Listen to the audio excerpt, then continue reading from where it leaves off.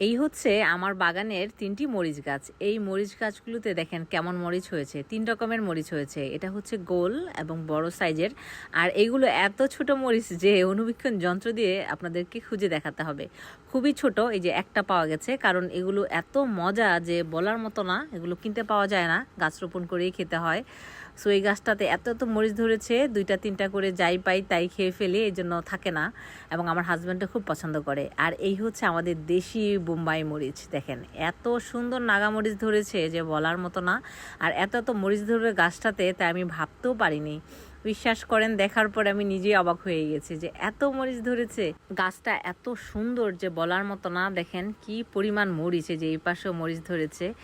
এত এত মরিচ দেখে সত্যি আমি খুশি ধরে রাখতে পারছি না। কবে যে বড় হবে আর কবে মরিচগুলো খাবো সে অপেক্ষায় আছি। দেখেন কত সুন্দর গাছটা।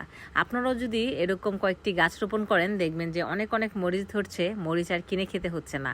আর এক এক রকমের মরিচ গাছ রোপণ করবেন যাতে এক এক রকমের মরিচ খেতে পারেন।